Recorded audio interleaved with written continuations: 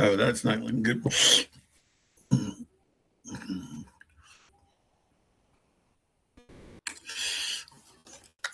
Hey, David. Hold on. Let me turn off my music. I'm just jamming here. Hello, David. Hello, my father. Let me turn everything down here. Make sure I don't have too much echo, any kind of craziness. Let me do my opening.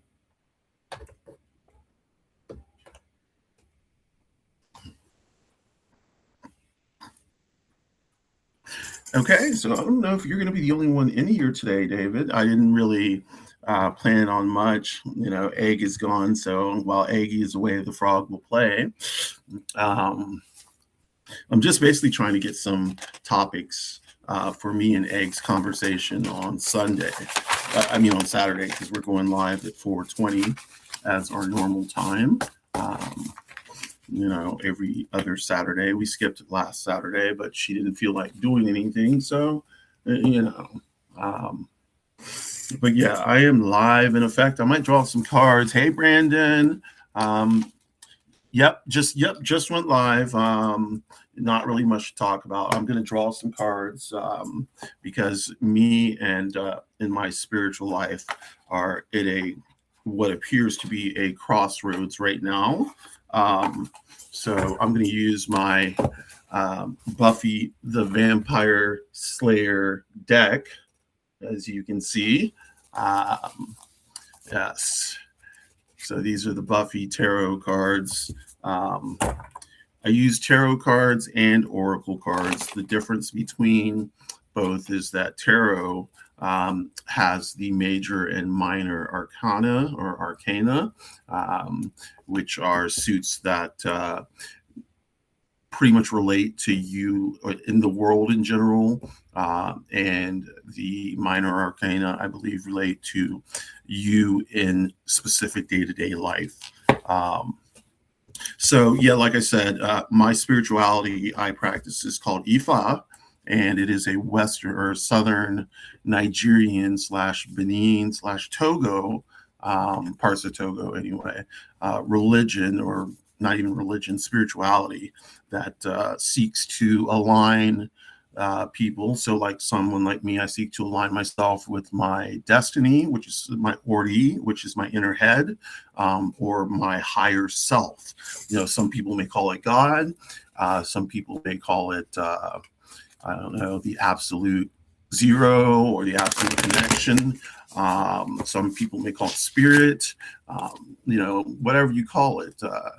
There's a current that runs through everything, and I think that's the energetic current that I use. Now, in Ifa, the solo or supreme Godhead type figure is called Olodumare. And Olodumare was the one who sent one of the Orisha down to mold man from clay. And then of course Yemaya is a deity, an Orisha of the oceans. My Orisha, as such, are Oya, as I wear a lot of red for Oya, and I also wear a lot of white for Oshun or Osun. Osun is a goddess of fertility, of women, of sweet waters, of honey, of anything sweet, sweetness in life. But don't get it twisted. Osun, like many rivers and many oceans, can overflow and destroy in a minute's notice. So, hey, Marnie, what's up? How you doing? I'm getting ready to pull a couple cards just to see about the next step on my spiritual journey. Like I said, it's so And the Ifa is, people get this this idea like voodoo, like it's in the movies, like it's all crazy and shit. It's not. There are rituals. People can go into trance, but that is like any other Pentecostal or snake handling Christian slang in church. So, but it is a more earthbound. Um, it is a more earthbound spirituality that does include, things like astrology and astronomy and mathematics and literature. It's a divination system that uses 16 major Odu that turn into a complex number of 256 Odu that can have multiple answers. And so what happens is a Baba or an Ianifa or an Ianifa, who is the woman priestess of Ifa, a Bawo is a male priestess of a man priestess or a male priest of Ifa. So they will do the divining. And there's something called Ebo, where there's a certain prescription, like a way to handle this issue. Let's say you are penniless and you need money. You go to the Baba will do a divination, and the Baba will tell you what your Orisha needs you to do in order to set yourself on the right path. The path is not necessarily let's get rich. The path is more along the lines of let's align myself so that prosperity and abundance come to me whenever it's necessary and flows fluently and concurrently. So, yeah. So I am in the process of I'm in an intense process right now, and unfortunately, part of this is related to something I don't have. So, I need to figure out right now what my next step is going to be. Should I continue down this path? Should I scrap it all together? Or should I fight it out one more time? Because to be completely honest, I have thought about stopping multiple times and just like stopping this particular path. Like there are things about Ifa that I don't know that I am ready for. Yet. Ifa is very interesting. There are, like I said, 256 ways to 256 major, and they're called Odu. So, like, there's 16 major Odu, and those 16 branch out to 256.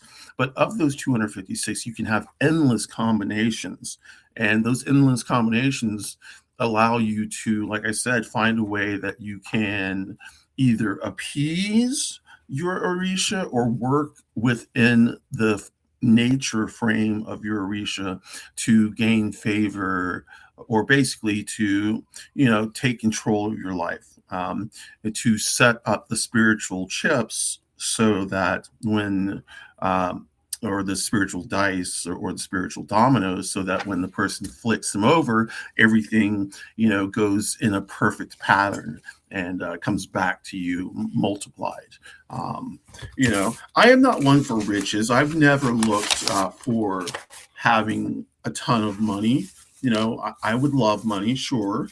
But, I am not wanting money to rule the world. When I say I want money and I do abundance and prosperity, divination and spells, that is not so I can be the next gazillionaire. I don't want to have $1 zillion. I do want to have enough to fill my cup, fill Egg's cup, fill my chosen family's cup, give my family some money back, and still have enough to help my queer brothers and sisters and peeps from different mothers, So, and that includes, just about anybody who needs help. I do this willingly. I don't make a lot of money. I don't make any money right now. I've made $35 off of Beehive. Yay, Beehive.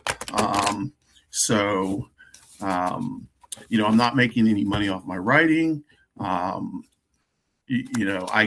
on disability, so I do get a disability check every month. And I do try to help where I can with my fellow queer people if they need help. Mutual aid is a good thing. It is not a greedy thing. It is a necessary thing, especially in the trans community, where we face higher degrees of homelessness and discrimination, housing discrimination, so on and so forth. Getting kicked out of the house, all that good stuff. I'm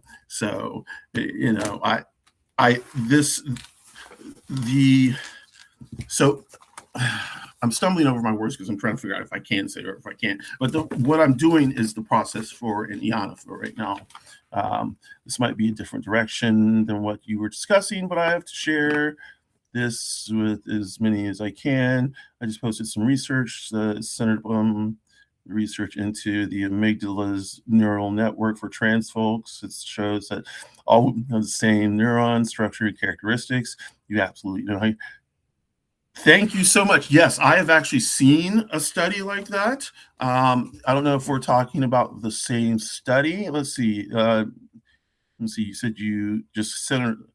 Yeah. Okay. You just posted some research. Okay. Well, I would like to read that, David. I'll pop onto your page. I don't know if I saw something earlier, either this year or late last year, about research that did show that, in fact, people who were transitioning to be their true selves, their brains already aligned with those with their true selves. I don't know if that's the case, and if that's what you're saying, I definitely want to take a look see at that. Let's see. You absolutely know who you are and how you are because these. Yes,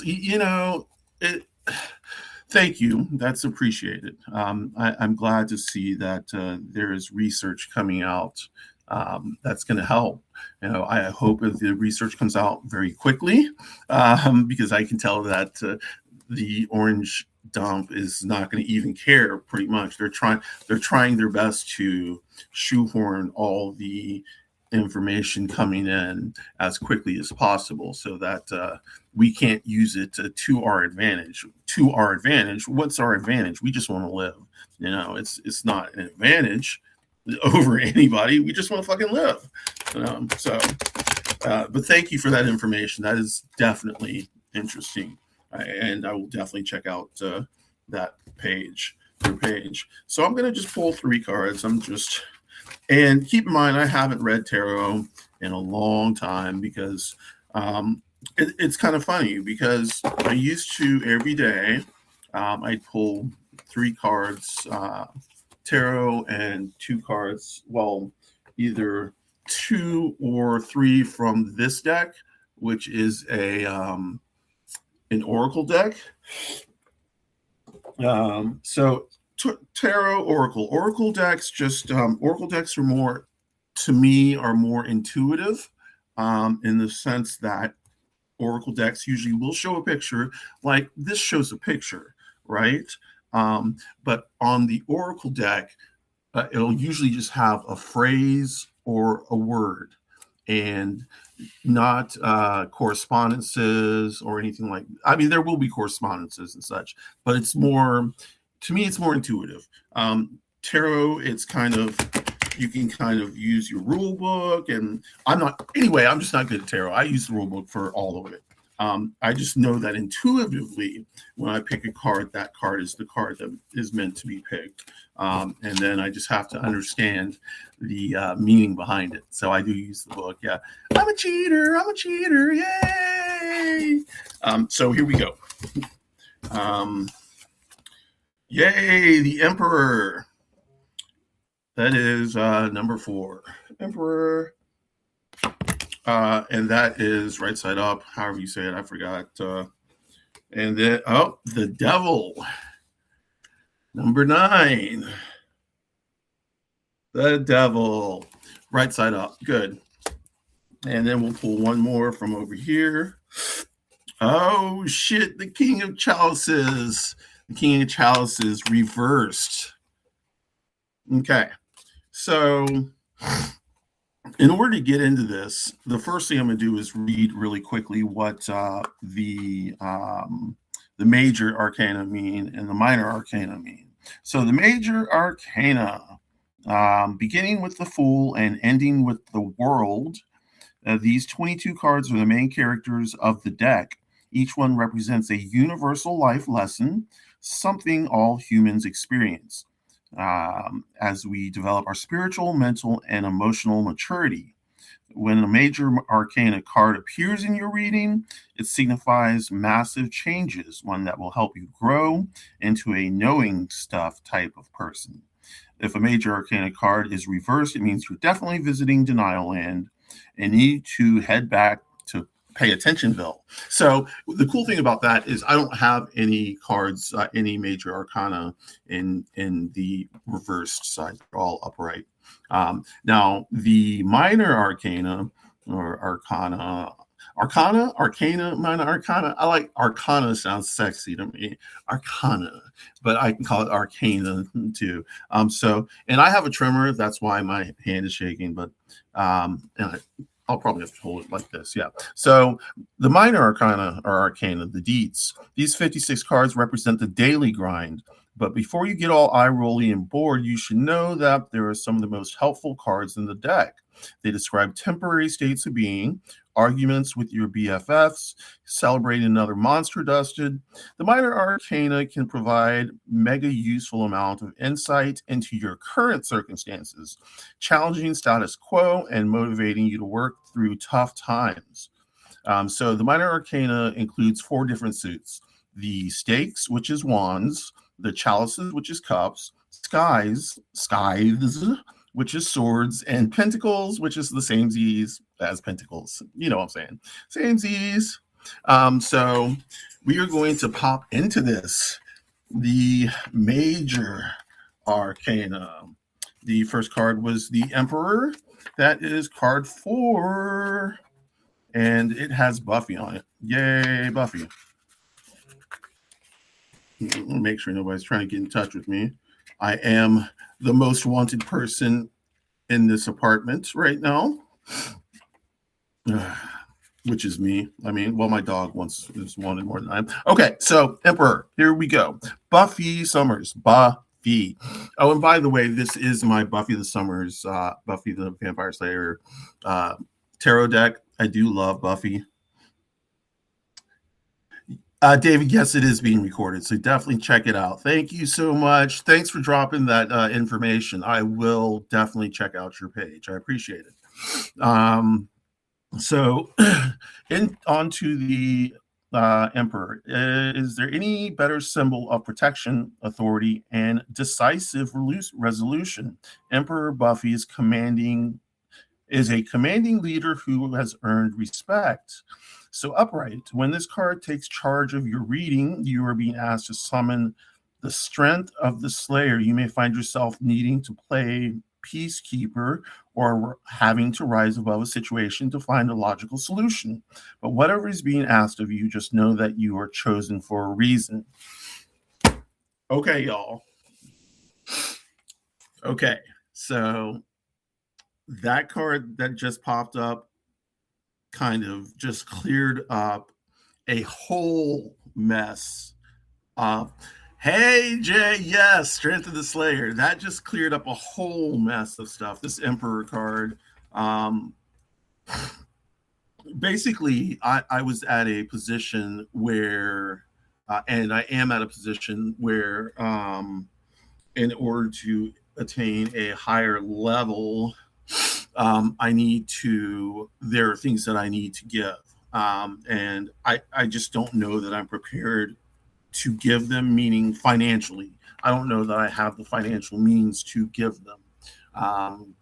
And it's not a lot. It really is not a lot in the grand scheme of things. I've paid so much already, because if you know anything about Ifa, it's not cheap. Like it gets cheap. Like, okay, so in the beginning it's expensive, and the reason it's expensive is because you, as the student, you have to pay for the materials, and materials can get expensive. Materials for workings, for rituals, so on and so forth. So it can get expensive. And then as far as total, like, there are several initiatory steps, and I am on the last one. And this is where apparently people um, either drop out or push forward. It is the step. This is the either you fall off the ledge or you stay level. So anyway, this card, what the Emperor did for me is just it allowed me to see that, yeah, I've got this power. I know that it's coursing through me. I can continue to develop it. I can continue to work within this system that I have been working within, um, and prosper and flourish, and be good enough to help others, which is ultimately my goal. Titles don't mean anything to me. Yeah, I have to have the title in order to get to where I want to be. Um, but ultimately, they don't mean anything to me. What really means something to me, what I believe I have been put on Earth in this dimension, in this time, is to help people. And I don't know exactly how I'm going to get there. I know I do help people, but I don't know if it's supposed to be, what I'm not 100% sure on is if it's supposed to be a massive scale, or if it's supposed to be like on a one-to-one scale, which is how I'm doing it now. One to one, person to person. Um, I am not, but for the record, I am not a therapist. I do not have any degrees. So when people come to me, um, they come to me with their confidence, and I don't break it. Um, I have not yet broken anyone's confidence, and I don't think I ever will. Um, I take it very seriously that people come and are willing to speak to me about their problems, something that is bothering them so much that they need someone to talk to. I want to be that person, and especially for queer people, not, you don't have to be queer, but and you don't have to be queer or trans, non-binary, anything like that, gender fluid. I talk to anybody and everybody. I noticed in the last since COVID, I have been mainly focusing on trans people, and maybe it's time to, well, in this regard, what I'm trying to tie it back to is by maybe taking this step further into initiation. You're better at one-to-one, Brandon Coolio, but taking this last step into full and complete initiation, which would make me a priestess of Ifa, is daunting. It's a lot of work. It's been a lot of work. Let me put it to you like that. So let's go on to the second card. Is the Devil. The Devil. This is Vamp Willow, or not Vamp Willow. This is Dark Willow. Dark Willow. When Dark Willow came on, now they screwed Tara over, but I understand why they did it. And Dark Willow versus Buffy was an awesome duel. Okay, but this is still the major arcana. So we're just gonna find Vamp Dark Willow, and we're gonna read up on what's going on with her. Okay, the devil, ready to meet and master your darkest self. OMG. Upright, which is good for me. Have you been calling down the fury, exacting fresh vengeance, and making people's worst fears come true? Because it's time to get that under control. The devil speaks to temptations, addictions, and letting your darker self convince you that you have no say in the matter. Except you do. Dark Willow reminds you that you can liberate yourself from negative influences and come away even stronger. So, I'm trying to figure out um, how that relates to Ifa. Um, I the only thing I feel negative towards Ifa is the amount of money that you have to spend. But if you look online, I mean, if you look up Ifa and you look up Ifa full initiation, you're going to be surprised at how expensive it is. Um, it's a grip. Let me tell it to you like that. It's a grip. Um, but Yeah, I just don't know. I just don't know. Like once again, I'm on a precipice right now. It's either do I continue or do I walk away? And the do I walk away means do I walk away with this knowledge, understanding that I am not um, an Ianifa or an Ianifa. Um, uh, and but I still hold titles, and I don't want to be a title collector. Um, but I don't know. Like it's so much money, and I don't have the money to give. And I'm using money that I shouldn't use, and I'm wondering if I should use. Hi, Manuela. Um, and I'm wondering if it's money I should or should not use. Um, I suppose I could use the money, but I feel like I've paid so much right now, and it's all. Let me just tell y'all a true thing. It's all down to a dream I had, and the dream I had did not have the right number of birds. So yeah, the right number of birds. Let me see what's going on with my gold necklace here. OMG. I'm going to take this one off because there. Um,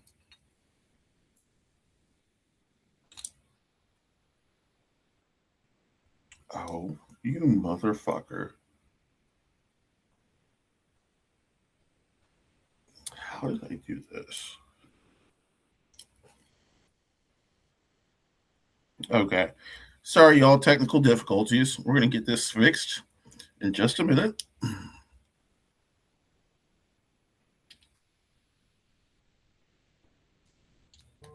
There. Okay. Well, we are not going to fix this right now because it is a mess. We're just going to leave it all, let it party. It's got a party on my chest. Yeah. Anyway, so it, let's look at the King of Chalices, and this is the card that's going to kind of wrap everything up. Like the first card was definitely good. The Emperor, um, Dark Willow, the Devil is saying. Uh,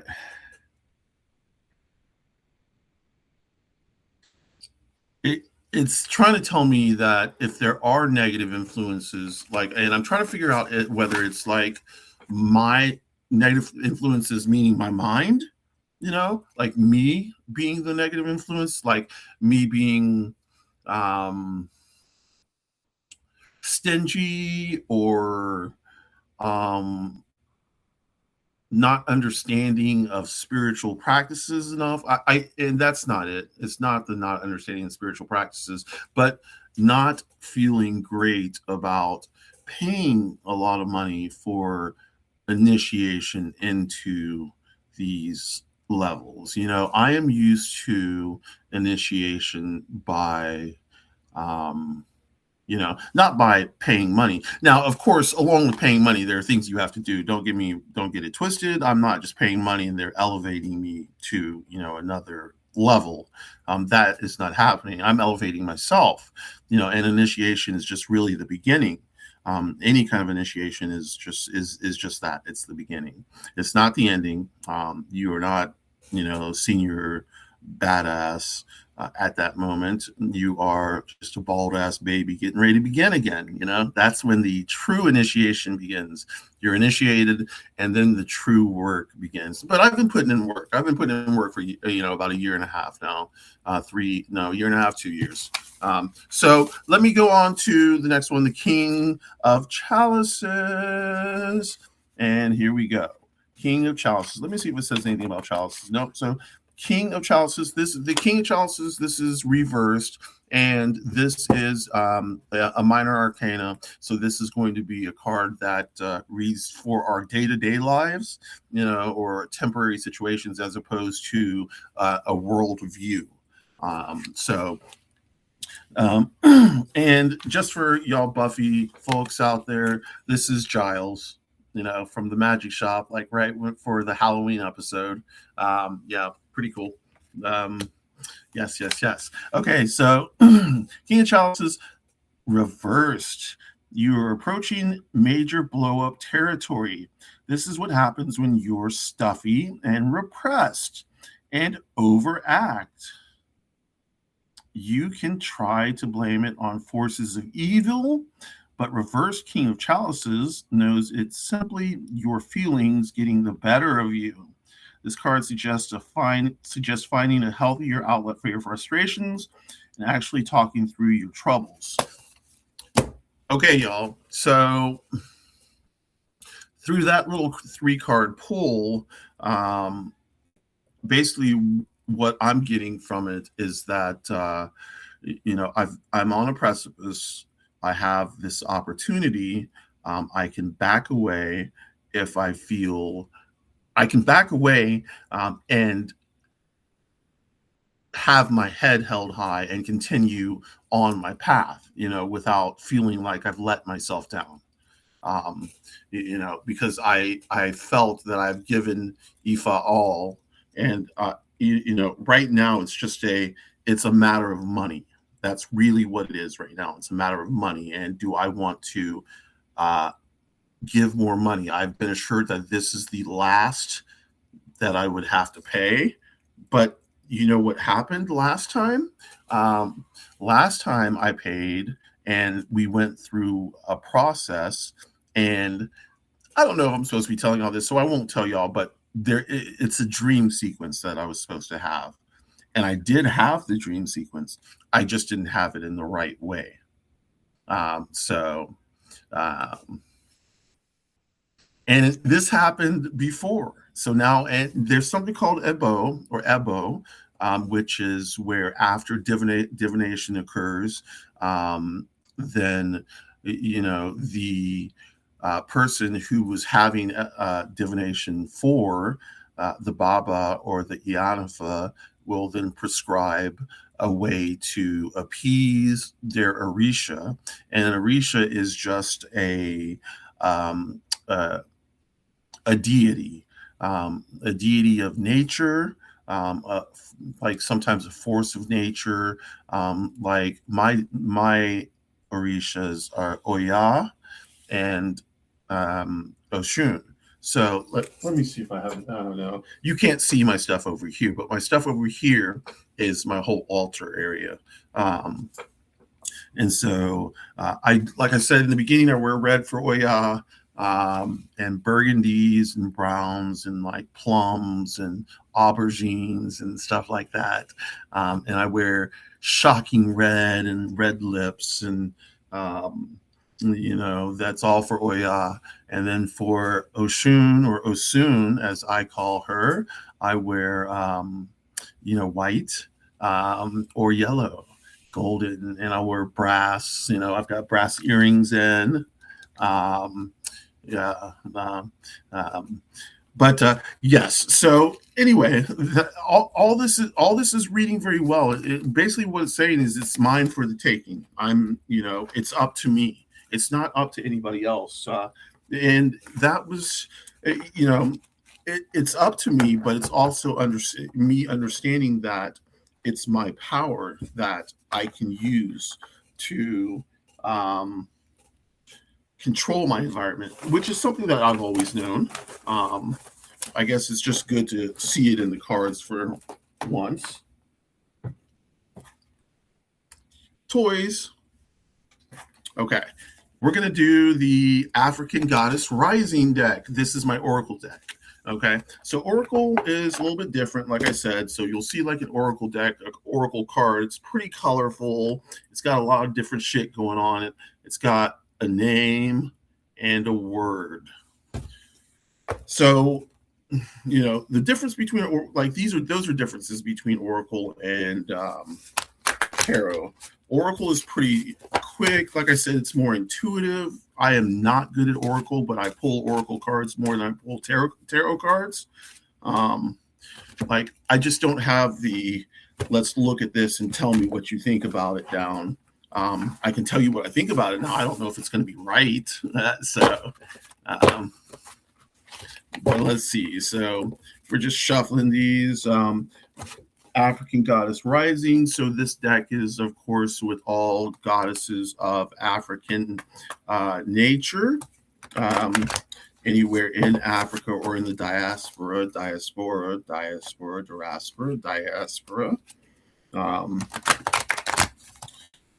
Okay.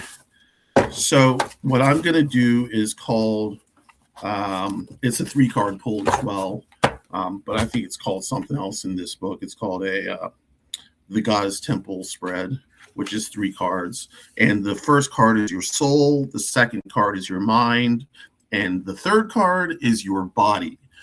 So I am going to pull 3 cards. And we're going to see what's going on with my soul, mind, and body as it relates to Ifa and my final initiation into the beginning of my initiations. I love that. People think initiation is the end, but no. Really, initiation is indeed the beginning. Yeah. Okay. So here we go. Boom. Aunt Nancy, betrayal. Boom. Let's see who's this. Queen Nandi, intuition. And this was reversed. I should tell you, in Oracle, or at least in this Oracle deck, reverse cards don't mean anything negative. That means you should pay more attention to them. So this is intuition, more attention. And then the last card that I am going to pull is also reversed. Mboya Nehanda, Radical Rebirth. Wow. Y'all know what I'm saying, don't y'all? This in terms of Ifa, I'm seeing that this is the time, I really am beginning to feel that this is the time, although that betrayal card kind of threw me for a loop. Let me just take a look, see what that betrayal card means, because the other 2 are nice. I'm getting good feels from those.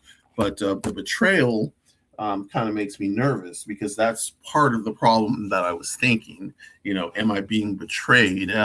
Is there some part that is, that is doing some shit? So let's see. Anyway, so the first one that I picked was betrayal.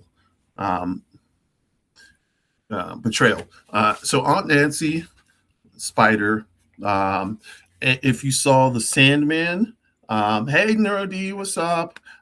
If you saw Sandman, then you saw like Anansi, the spider from what's his name? But this is like same type of African spirituality, same type of thing.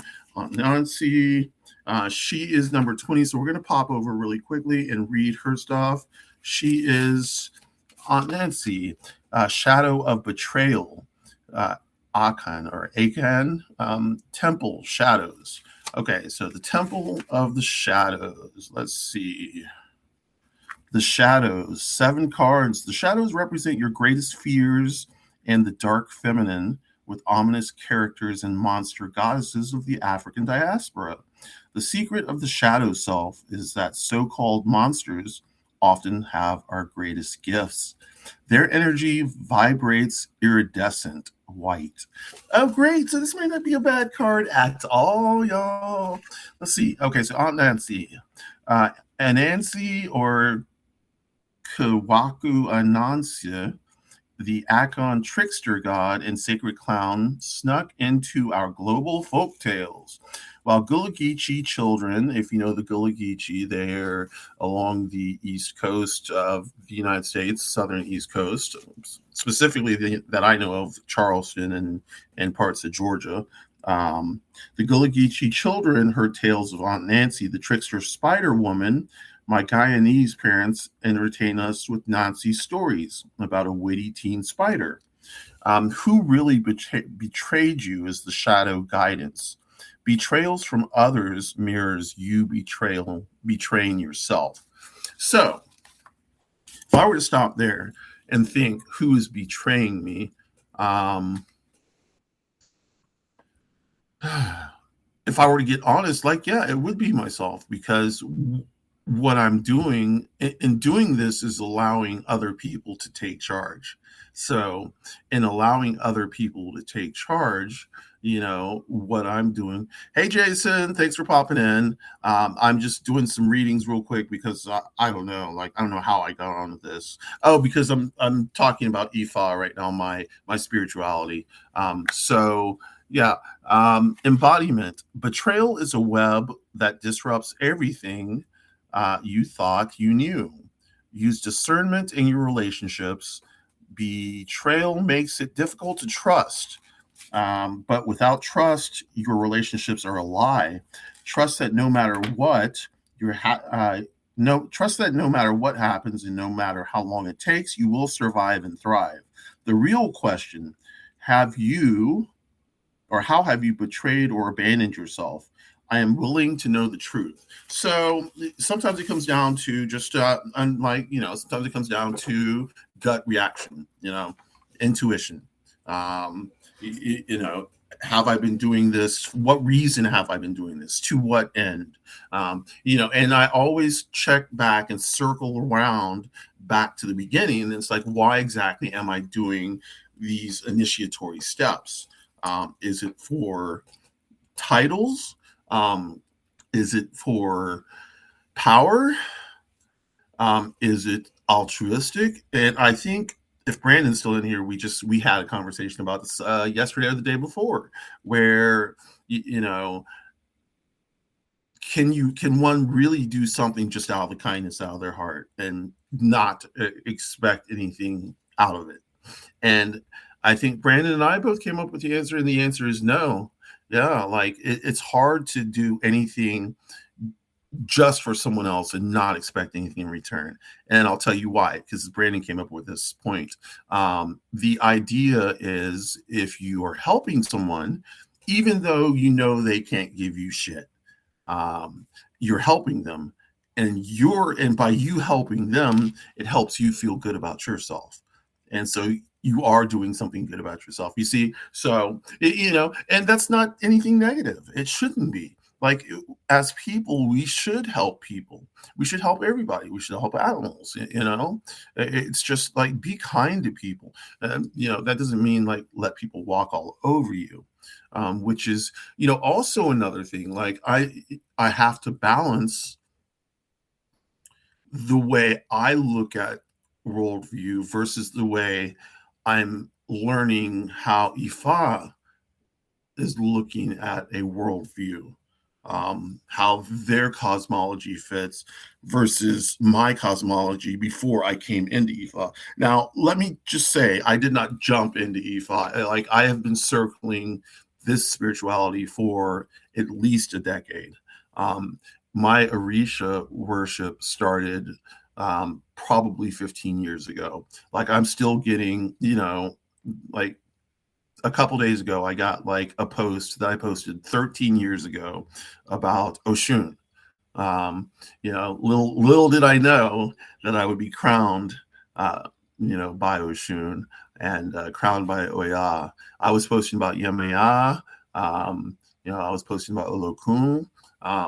But little did I know that, I guess these energies were already in me, and they were working with me, ancestor worship and all that good stuff. Okay, so Aunt Nancy, popular. Aunt Nancy was the first, and that Aunt Nancy is I think that's the soul. Let me just get back to the little page. Blessing your oracle deck. I already did that. Okay, so the soul. What does my soul need to know? So my soul, I guess, needs to know that I am willing to know the truth. How have you betrayed or abandoned yourself?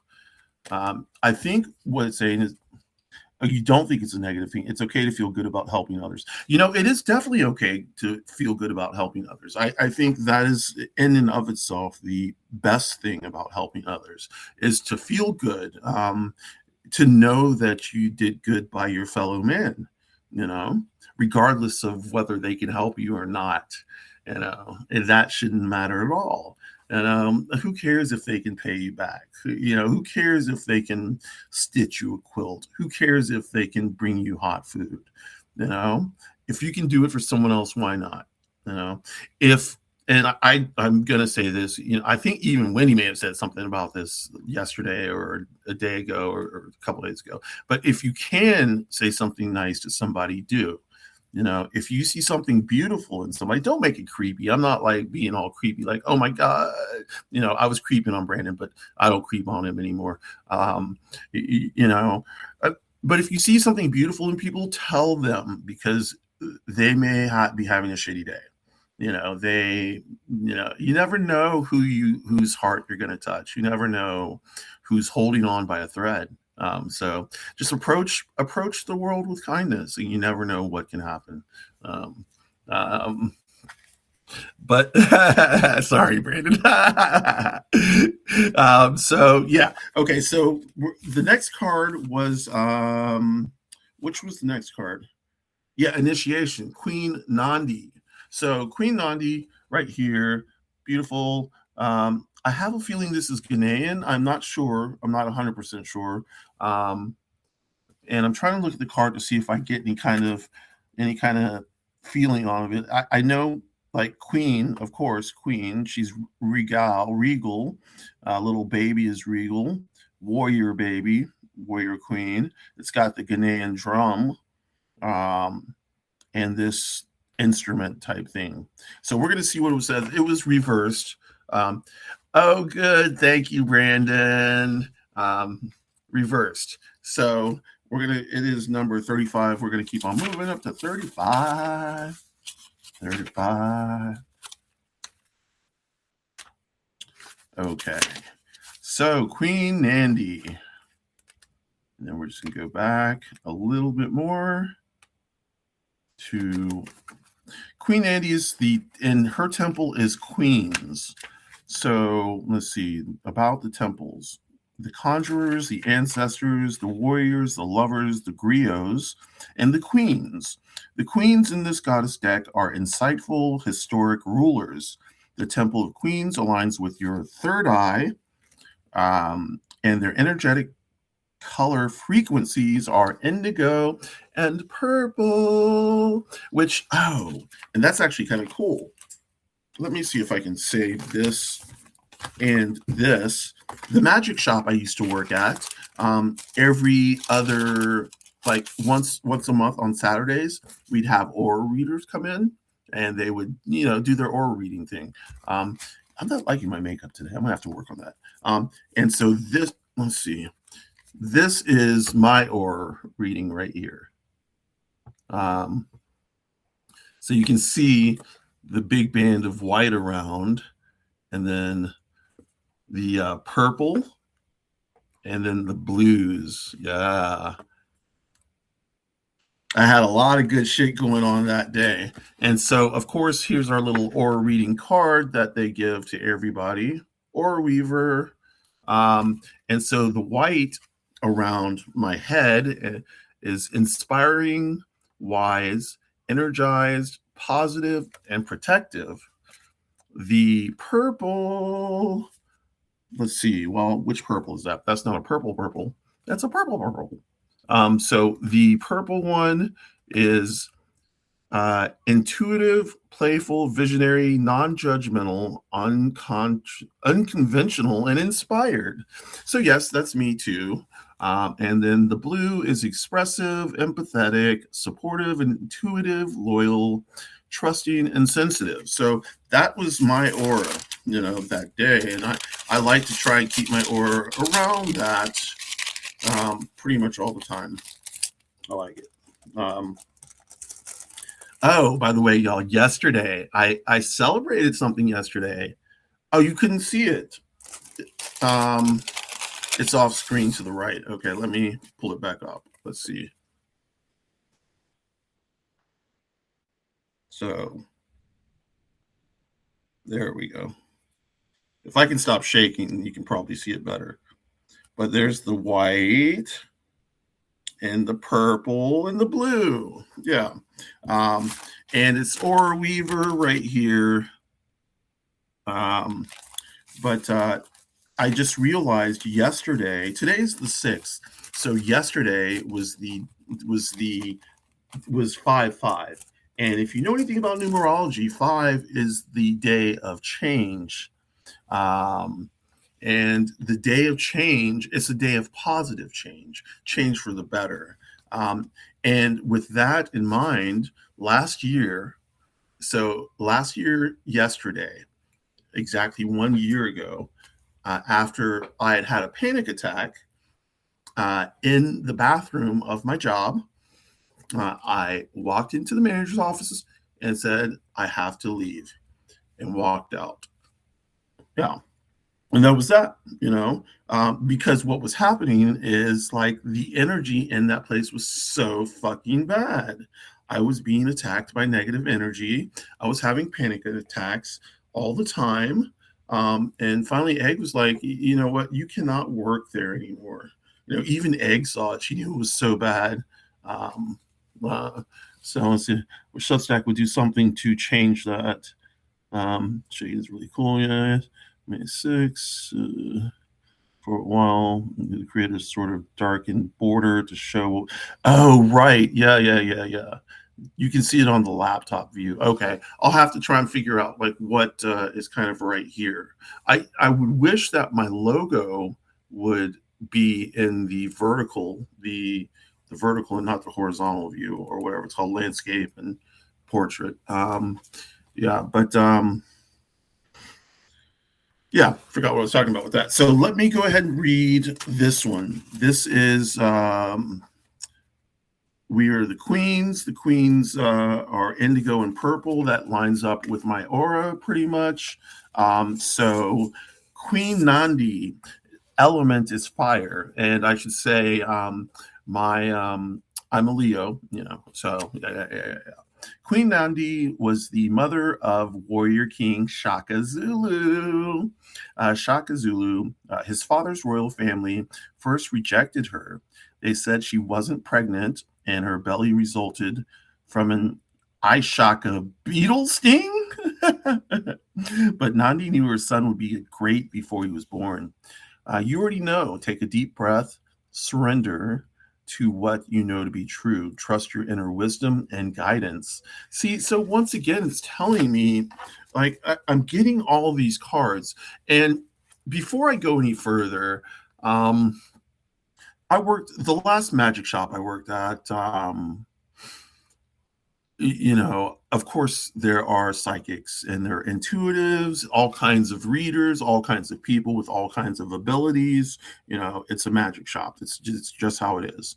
I have been read left, right, up, down, sideways, like by motherfuckers. Like people just come in, like people who don't even work there, just come in and read me. And everybody says the same thing. And everybody, I've had readings from people who do not know me, have not worked at the shop, have never seen me before. I have never given them any kind of information, and everybody says the same thing. Um, the it's the intuition thing, um, and it's what I just read. You already know.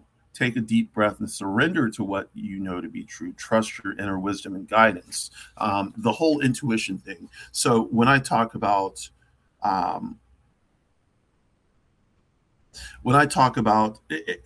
first of all, anybody can be psychic, and everybody is psychic to a certain extent. You know, there are varying levels of psychic ability. There are different kinds of psychic ability. um, Anybody can practice, tune, strengthen their psychic muscles. Now, of course, there are some who are touched. You know, there are some who are just touched, and they do have ability. You know, those of us who do not have ability like that can work to strengthen what they do have. I've worked to strengthen my clairsentience. You know, I am working on some of the others. You know, I'm just, but you know, I do a lot of tricks. And anyway, that so the embodiment of this card, of the Queen Nandi card, is, what is your guidance telling you? Put your hands over your third eye and ask, oh snap, what's all that noise? Okay. Put your hands over your third eye and ask, if I knew the answer, what would it be? Then follow your first instinct.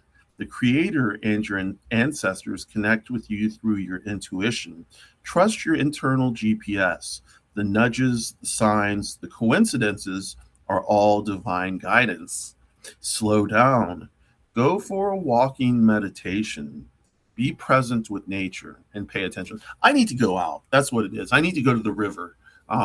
When I used to go to the river once a week. It's part of my sacrifice that I do for my Orisha. And when I say sacrifice, don't get it twisted. It's not like I'm sacrificing animals. I'm doing things sweet. Like my Orishas are Orisha of waters, of rivers, and of sweet rivers. So I throw a fresh water. So I throw flowers, fruits, sugar cubes, things like that, into the river after meditation, by the riverbank, so on and so forth. Um, um, so slow down, go for walking meditation, be present. Being present allows you to feel, hear, see, and sense your guidance. So essentially, it's asking me and telling me that I need to back off all the noise, sit in silence, sit in contemplation. You know, not necessarily because I think Brandon said it, like, you know, some of us can't meditate to the point where, like, it's just silence. I don't know if Brandon said that. Maybe he did. Maybe he didn't. All I know is I can't. You know, I always have shit going on in my mind. So, you know, it's more a sense of, okay, this shit is going on in my mind. Let it then move its way on out. So, and then go back into my counting of my breath, in, out, in. And I don't know how y'all do your breathing. Yes, nonstop inner dialogue.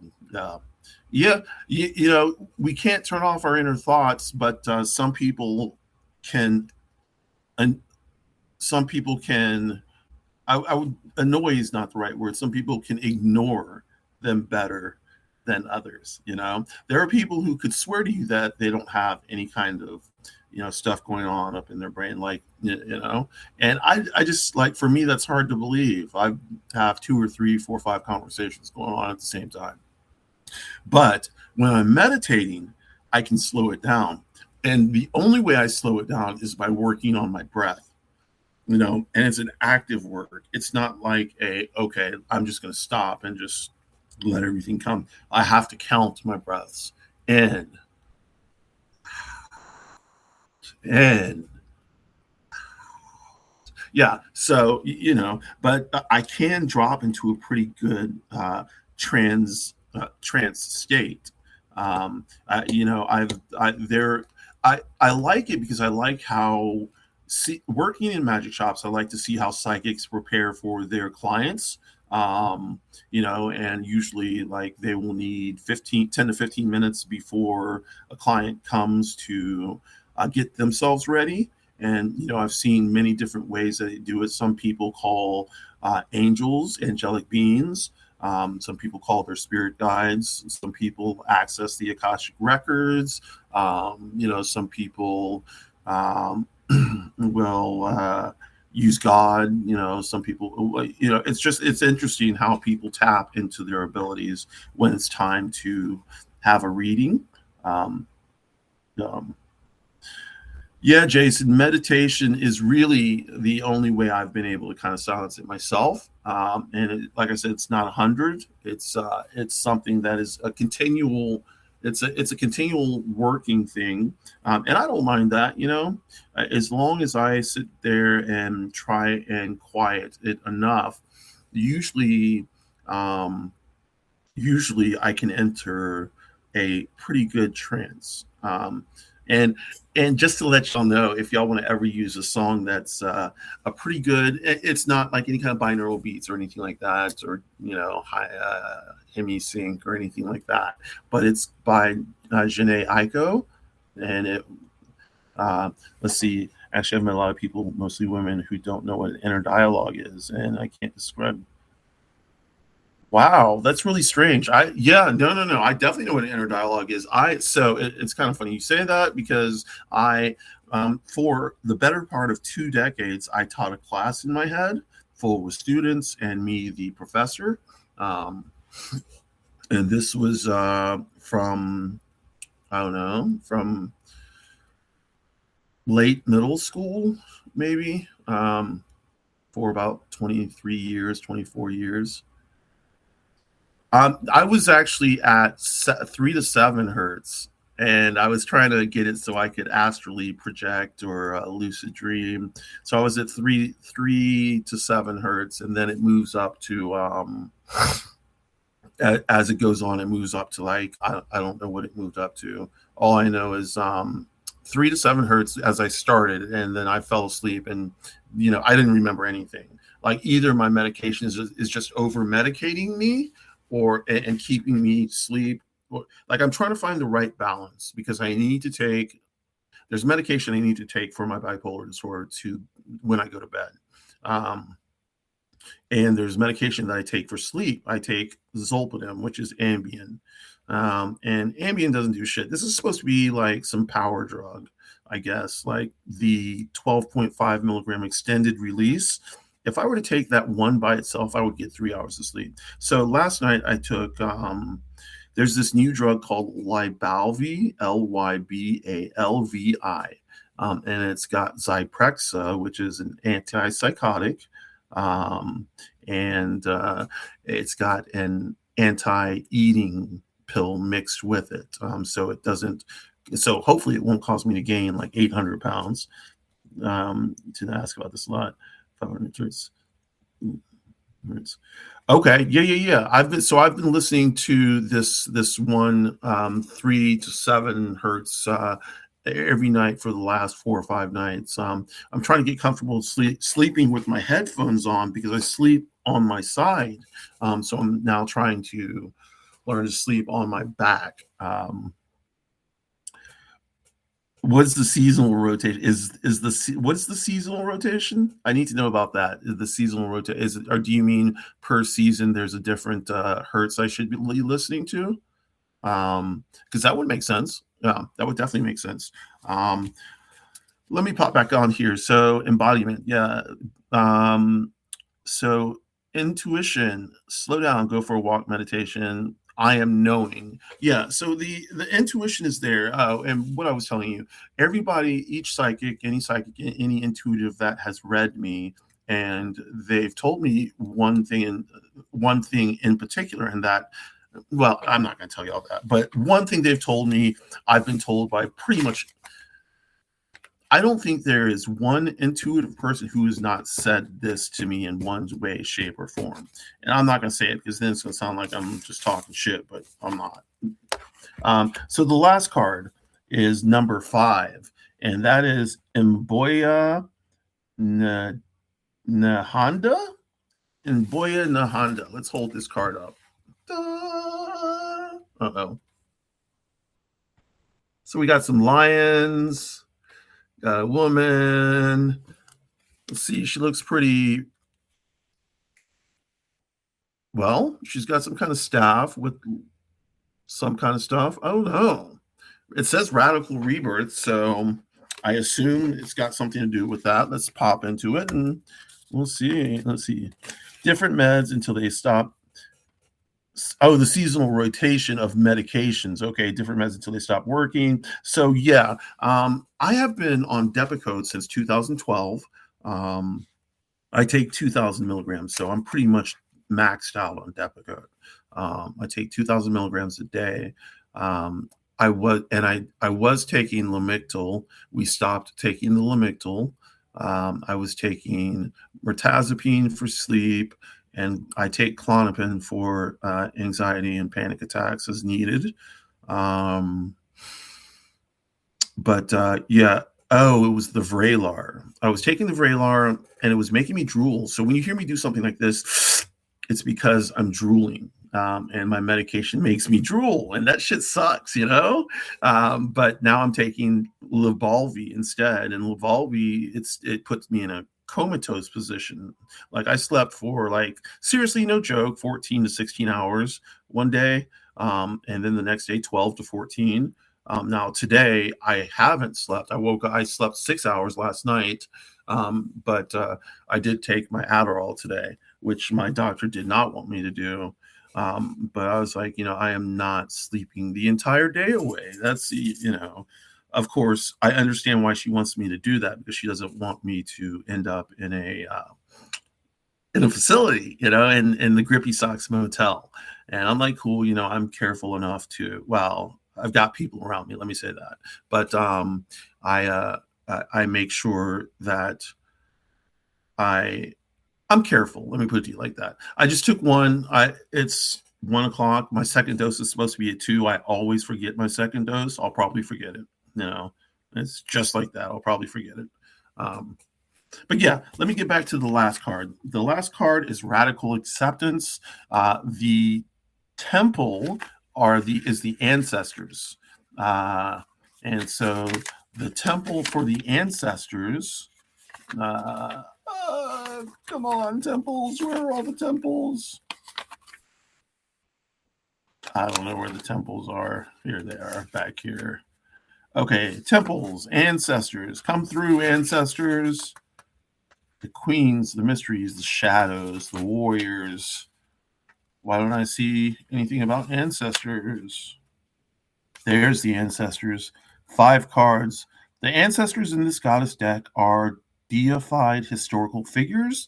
The Temple of Ancestors governs our basic survival needs, radiates energetically with the color red, and physically aligns with your tailbone area and the lower body.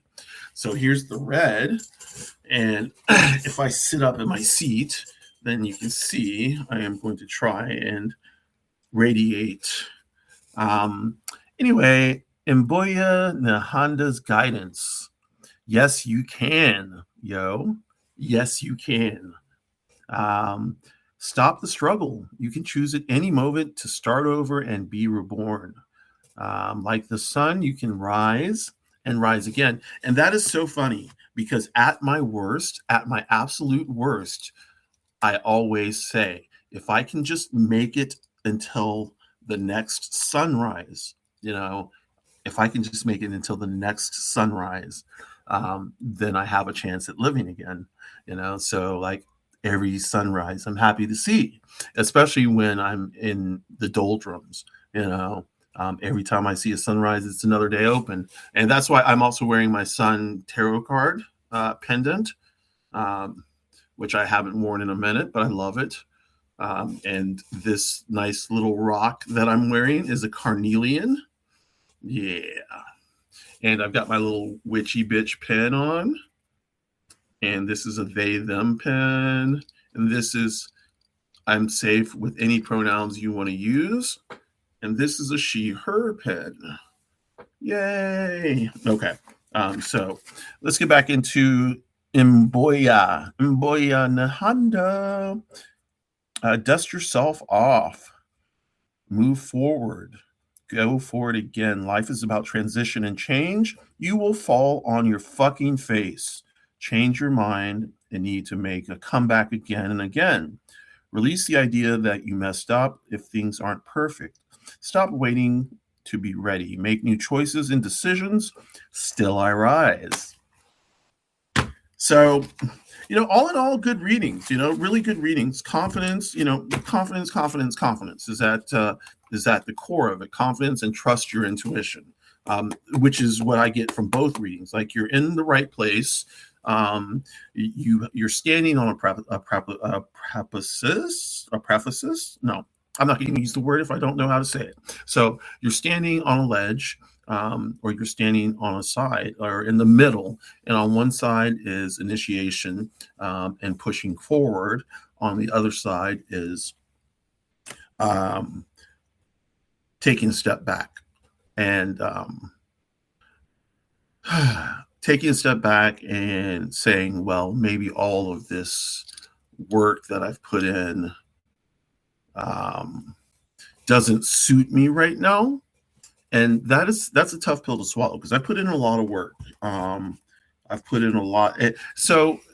That it's not that it's a tough pill to swallow because the work is good and spiritual work is always good. I've always believed that no matter what path I've traversed on, no matter what path I've traversed, I believe that spiritual work is always good. Even when I was in church Christianity, and I would go to like vacation Bible school and lock-ins. The lock-ins were fun. I even saw Amy Grant. That's the kind of shit.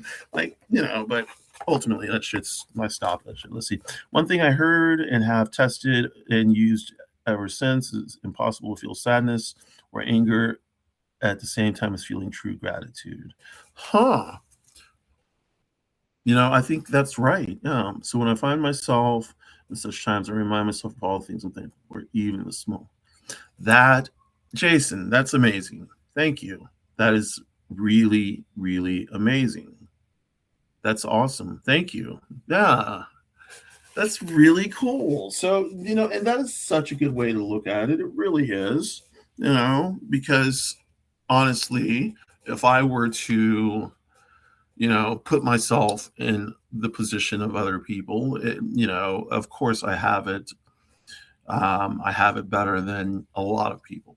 I am definitely in a better position than a lot of people. I am lucky because I did not put myself in this position. Well, I did. I mean, I worked for a long part of my life. And I worked in a lot of different positions. And, for a part of my life, I was making close to $90,000 a year. Yes, I do have rainwater, and I'm very thankful for that. Yeah, I have air conditioning, and I'm thankful for that. Central air conditioning. I have a place to put my head. I have a roof over my head. I have food in the kitchen. All the basics. So I really should not complain. The complaining is not necessary. Yeah. Oh wow, Jason, I'm sorry. Is there a way we can do a mutual aid type of thing for you? It's one of the harder things I think about in terms of that one of my big fears is being unhoused because I worked in Atlanta for so long and I saw unhoused people for so long and helped them even while they would call me such shitty names and say such shitty things to me. Backflow prevention device. Okay. Hey, Eileen. Yeah, even though people have said shitty things to me, I do let it go a lot. I try not to be mean, like outright mean. That is, I don't know. Now, when I talk about people like Trump, I can't help but be mean, and I don't want to be, but I can't help it. Um, but he is not my, yeah, I guess in the broader sense of the word, in the true sense of the word, he is my fellow man. But in the broader sense of the word, he is not really. He is an untouchable to me. I can't touch him. He is not someone that I can actively go hang out with, and nor would I want to. And furthermore, celebrities, the whole celebrity thing. Me, and someone else were talking yesterday. Me and my bestie were talking yesterday, Mishmish, and we were talking about celebrity and like how awful it must be. Yeah, you've got a gang of money, and yeah, you can do pretty much whatever the fuck you want, but you got people looking at you all the time, all the time. Bye, Brandon. Where you going? Hi, Eileen. Thank you. Bye, Brandon. You saw two women asking for money at the freeway exit and corner before turning into airport parking. Yeah, yeah, that definitely happens. They're showing, Eileen, Jason, you were homeless, surviving for almost 5 years as a teen. Wow. And I've lived in the middle of the forest with no electricity or water besides river water. You have to be able to survive. So you're like a MacGyver, or basically you're just a really good person at surviving. Really good, Jason. I'm sorry. Yeah, Jason, that's amazing. Living in the forest with no electricity or water I would be on the struggle bus and probably be eaten already by chipmunks or something. Yeah.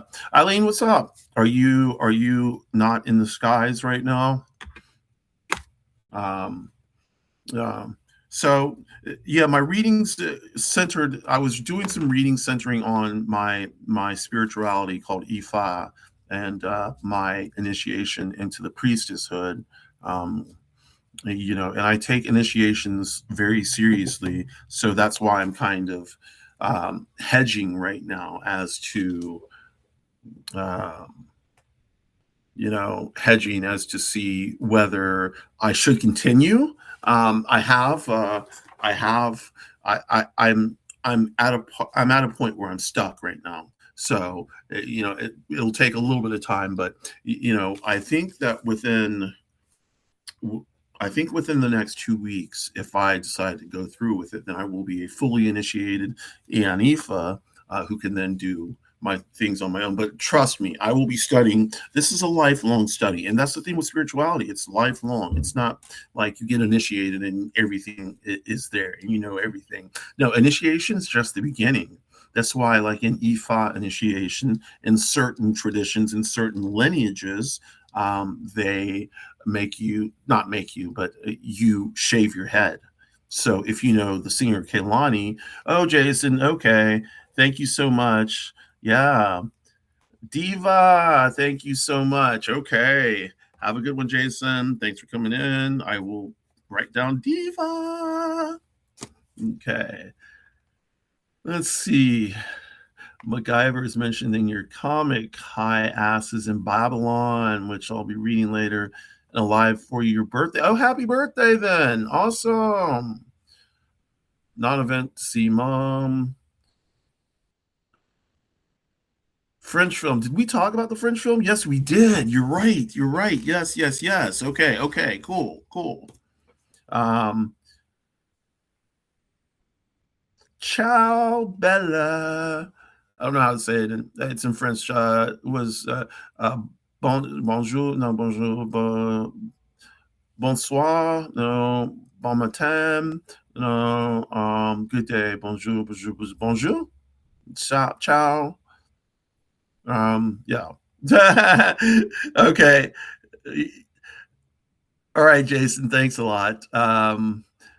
Be good. I appreciate it. We'll catch up with you again, I'm sure.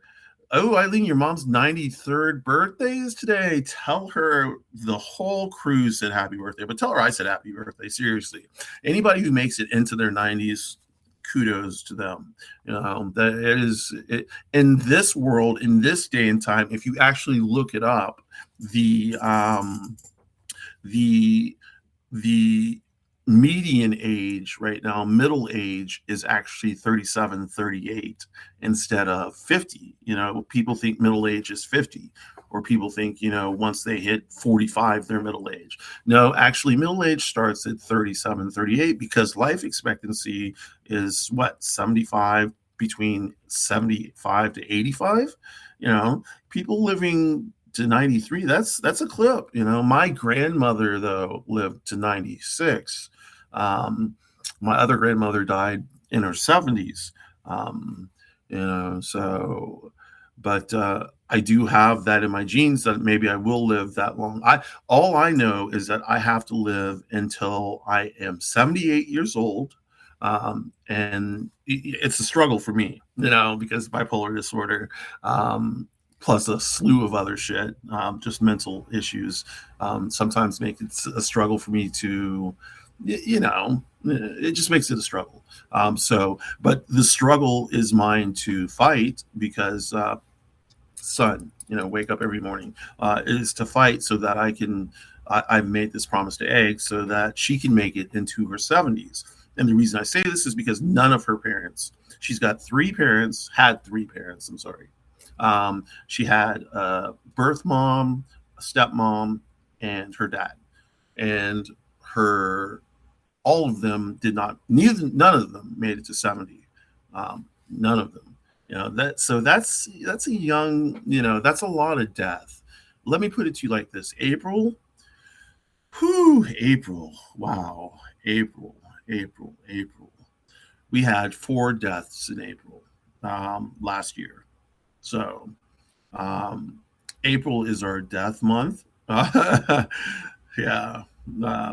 So, and it's also a little strange. My mom is like, I don't know how y'all do funeral services or anything like that, but you know like, people are used to having caskets, or ashes, cremations, and then like having little get-togethers and all that. Well, for Egg's parents, we didn't do that. We were just like, cremate. um the shitty thing is that Egg's birth mother made Egg the executor of her estate, and Egg, they did not have a relationship. So we had to go up to Minnesota and take care of her birth mom's shit. And like, it was a lot of shit. Like, neither of us were really happy. Now, that being said, Egg had a really bad childhood. Really bad childhood. Her birth mom was a drunk, and still and was until she died. And she died a drunk. Um, so she also smoked, and she lived in a small place, and everything, when we went in there, everything was it was just disgusting. I used to smoke, so I know how addicting smoking can be. But like, honestly, it is to me, it's the most disgusting thing in the world now. And okay, maybe not the most disgusting, but it's up there for me. I never thought I would say that, because I smoked from like 16 until like 34. And I was smoking a pack a day, so I just never thought it would happen. But one day I was like, you know what? Why the fuck am I smoking this? It doesn't even taste good. It doesn't do anything for me. So I threw the cigarette down, stomped it out, took my pack, threw it in the trash, and haven't smoked since. Um, I'm lucky in that I was lucky in that I was able to quit nicotine like that.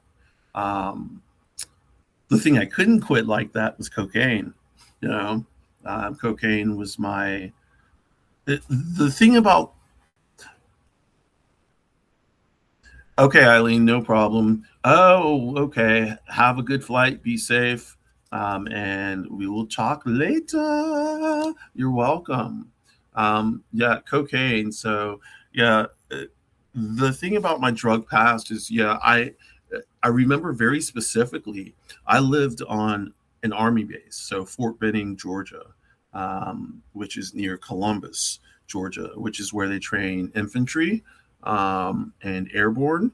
Um, I I lived on that base until I was going into my second semester of my sophomore year of high school.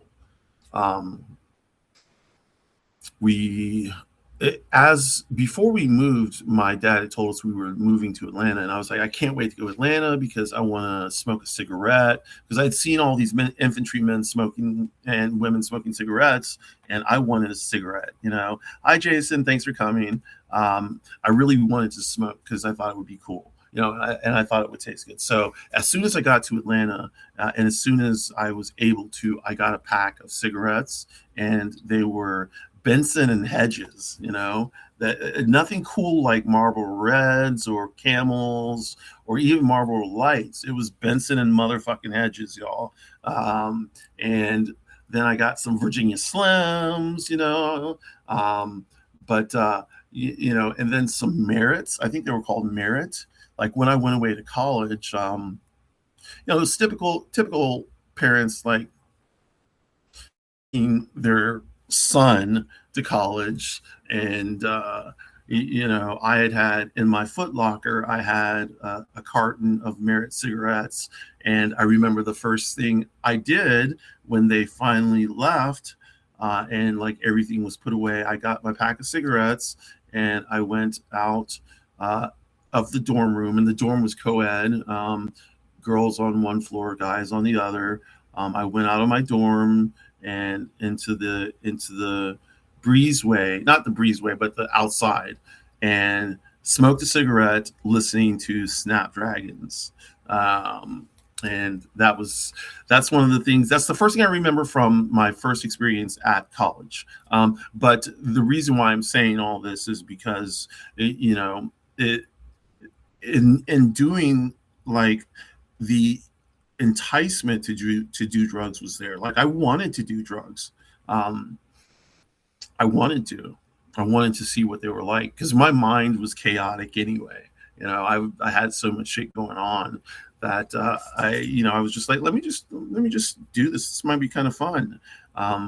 So the very first drug I did was not actually weed. I didn't smoke weed. It was not actually alcohol. The first drug I did,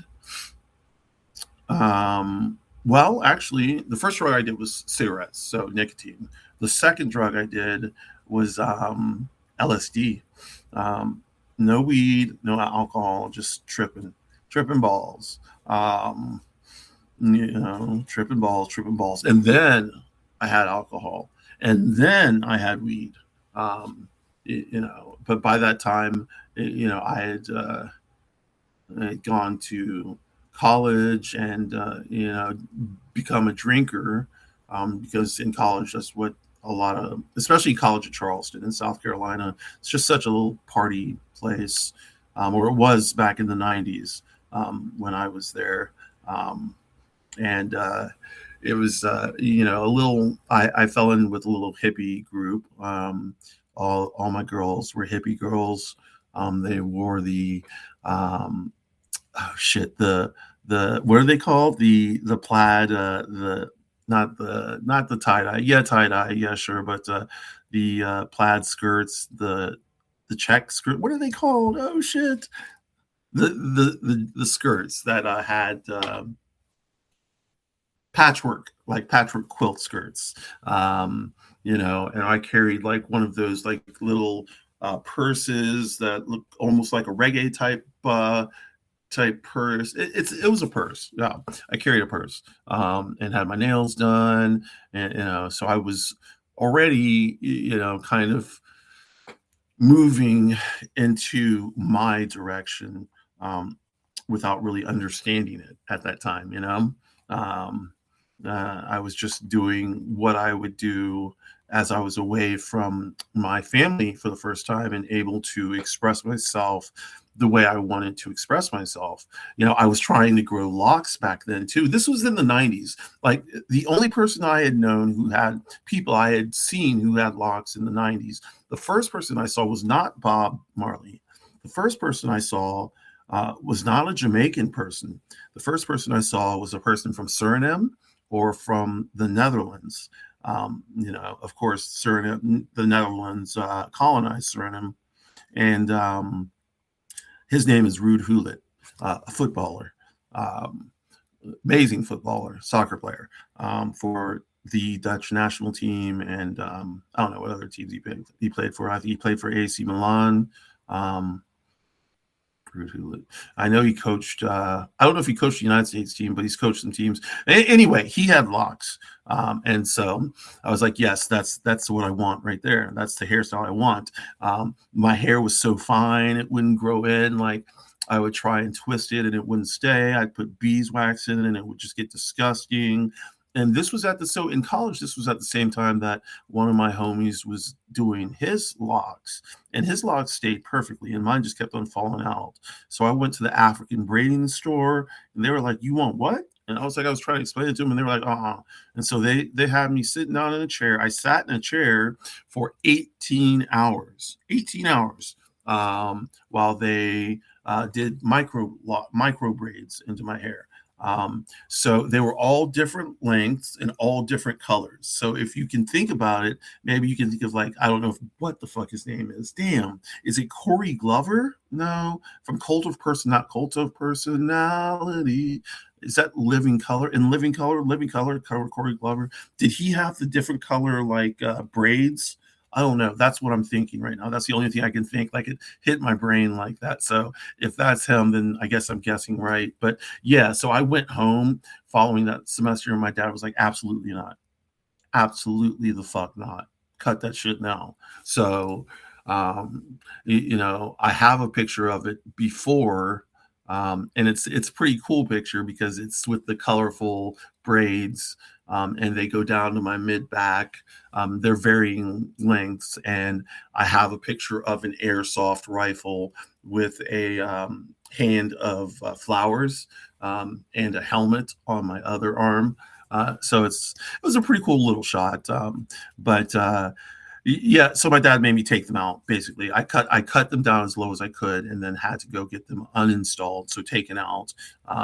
And yeah, all kinds of stuff. I've dyed my hair blonde. I've dyed my natural hair. This is my natural hair, by the way, but when it was short. I dyed my hair blonde, and that was a tragic experience too. Won't ever do that again.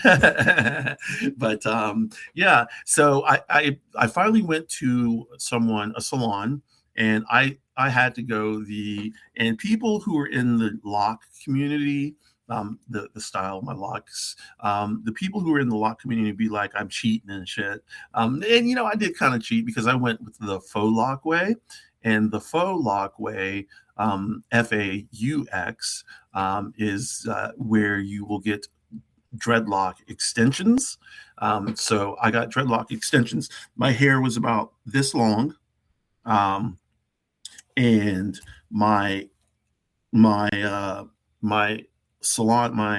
beauty salon person, she put locks. So my hair was about this long, and then she would put another extension into my hair to about here. And basically what that did, I went to her twice a month, every month for a year and a half.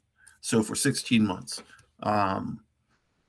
Is that a year now? 17 months, 16 months. Anyway, it was about 16 months. I went to her every month, twice a month, every month for 16 months. And she would wash, style, condition my hair, wash, condition, style my hair. After the last month, I was like, you know what? Let's take these motherfuckers out. It's either now or it's never going to work. And so I remember I was at work one day at Delta Dental. And the next day I came in, everybody was like, what the fuck? They started laughing at me. I was like, why are y'all laughing at me? And they're like, you had faux locks. You were trying to front on it. And I was like, no, I wasn't trying to say like I had locks. They were just extensions. Nobody asked me. It's just like the whole thing with like girls, boys in between. Nobody asked me, so I never say anything.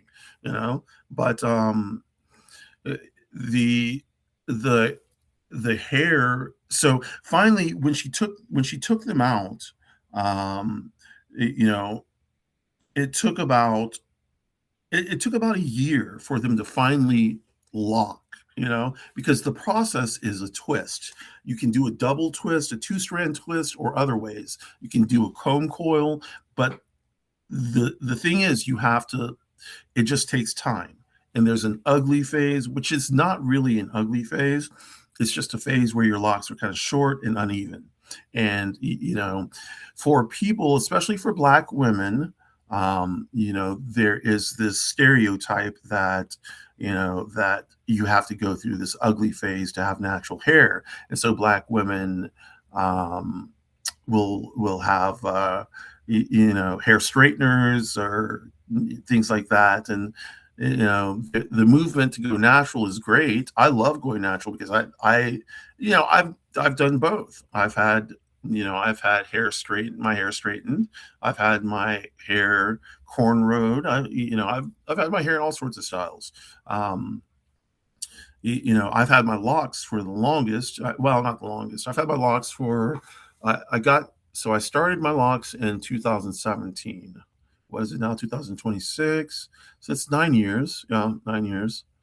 Did I start in 2000? No. I'll have to talk to Egg about that. I don't think 2017 is right. I think it's actually earlier than that. Either way, it's been long enough to where my locks were down to my ass, and going farther. So we cut them, and also because my locks at that point were purple, blue, and pink, um, and the bleaching process had. Okay, Eileen, thank you. Bye. Oh, okay. Hi, Jason. I already said hi to all y'all. Thank y'all for being in here. I'm just babbling right now, but so the dyeing process, the bleaching process, has really fucked up my locks. So that's why you'll see like some of my locks are kind of thin in certain places. It's because of the bleach. Like all this color right here. Like I want red locks. So the next thing I'm gonna do is get red. I'm gonna have Salon Egg, as I say. She is my lock goddess now. She has done my hair since after my lock goddess, Keisha, started my locks. Once she took out the faux locks, Egg has been doing my hair ever since. I don't let anybody else touch my hair except for Egg. No white person, by the way, no white person will ever touch these locks without express permission from me. So don't come up and try and touch my hair because you will get hit. It. People think it's a joke, but like this is energy in this bitch. This is energy. I've grown these. This is my energy. So don't invade. But so yeah, my locks were down to my ass, cut them, and now they're down to my ass again. Like some of them, not all of them. Most of them are down to my bra strap, or a little bit longer, mid back, lower back. But I have some that are hitting my ass now. I don't know if I will cut them again. Oh, I'll tell you what I'm going to do. I'm going to, so this stuff right here, like I'll pull it out. You see all this shit right here that will not stay in my locks. I'm going to shave the sides, keep the locks, and I'm going to get tattooed on each side of my head, like right here. And then I'm going to reattach the locks to other locks to make them stronger. And ultimately, there's a hairstyle that I like.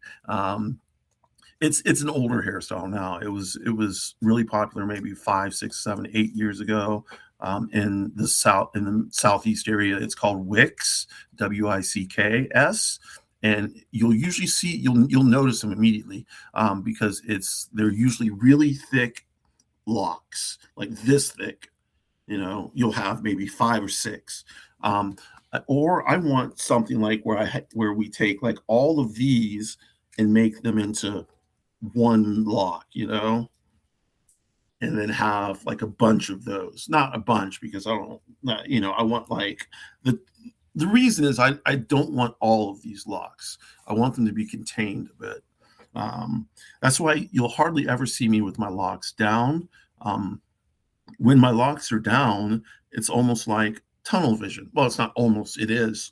I can't see outside the periphery. All I can see is in front of me because my hair just goes like that. I feel like, is cousin it the right word? I don't know. I can't remember. But yeah, so, the one thing I want to do next is I want to dye, like these used to be red. So I want to dye them back to a darker, deeper, maroonish red. Like I said, tattoos are on the future. Me and Egg were talking tattoos or piercings. I don't think I'm going to get my septum pierced again. I've had my septum pierced for like 20 years. But I had to take it out for FFS, and so I don't think I'm gonna get it pierced again because I love my little nose. I may, however, get a couple nostril piercings and maybe snake bites. Maybe. I'm not really pushing that. What I am pushing is that I am going to get a tattoo on my neck and a tattoo on this neck right here. And I'm going to get my hands done. And I'm going to get these done right here.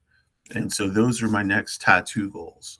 At my head, my neck, both of my neck and my sides of my head are the first goals, and then my hands.